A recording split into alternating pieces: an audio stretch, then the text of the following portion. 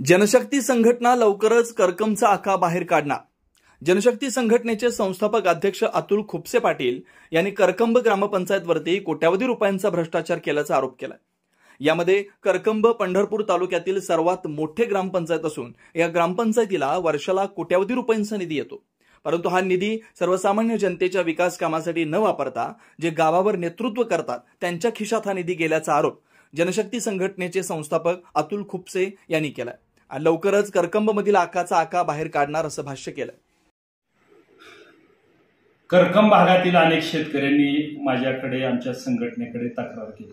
सर्वसामान्य माणसाला, गोरगरिबाला, वंचिताला न्याय देण्यासाठी अनेक दिवसापासून जनशक्ती शेतकरी संघटना काम करते।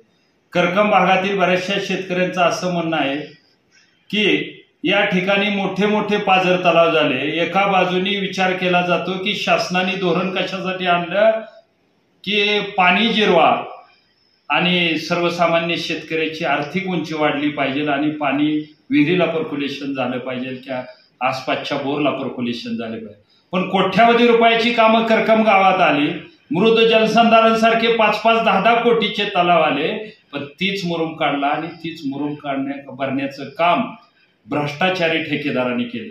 म्हणजे एका बाजूने करकंब सारख्या गावावर नेतृत्व ज्या सर्वसामान्य जनतेने दिलं, गेली 5 वर्ष तुम्ही त्या ठिकाणी रस्त्याची कामं असतील, गटरीची कामं असतील, आसपासच्या रोजगार हमीची कामं असतील, प्रत्येक ठिकाणी हा भ्रष्टाचार या ठिकाणी दिसून आलेला आहे।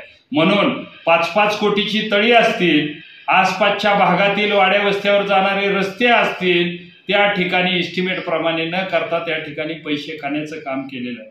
मग त्या ठिकाणी जे दोषी अधिकारी आहेत, नेतृत्व करणारे जे ठेकेदार करतायत, एका बाजूनी स्वतःला पुढारी म्हणवून घेणारा आणि दुसऱ्या बाजूनी सर्वसामान्य जनतेचा टॅक्स मधून पैसे खाणारे।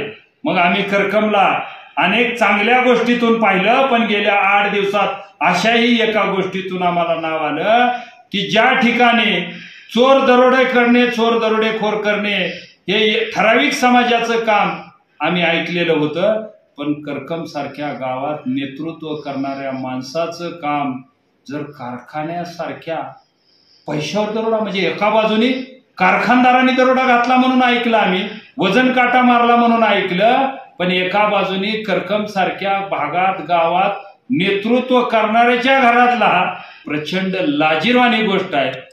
या ठिकाणी आम्ही हा जो भ्रष्टाचार आहे सगळा, तो भ्रष्टाचार बाहेर काढतोय आणि लवकरच करकंब मधील जनतेला ज्या ठिकाणी सर्वसामान्य गोरगरिबाचे पैसे खाल्ले जात आहेत ह्यांची नावं आम्ही ह्या ठिकाणी उघड करण्याचं काम करू।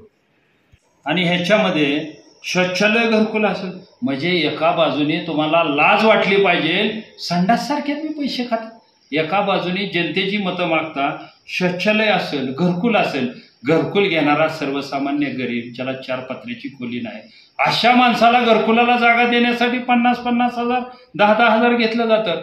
एका बाजूनी तर विचार केला तर अशी माहिती आमच्या समोर येते की ग्रामपंचायतला कर्मचारी असणारा अरे पोकलॅन घेतोय आणि पोकलॅन घेऊन सर्वसामान्य गरीब शेतकऱ्यांना 25,000 रुपयाला शासनाची विहीर विकली जाते। ज्या शासनाच्या विहिरी 25-25 हजाराला विकल्या जातात आणि स्वतःच पोकलॅन त्या ठिकाणी लावलं जातं। घरकुल देण्यासाठी त्या ठिकाणी 10,000 रुपयाचे मागणी केली जाते। ग्रामपंचायतची खाजगी जागा आहे त्या पद्धतीने विकली जाते।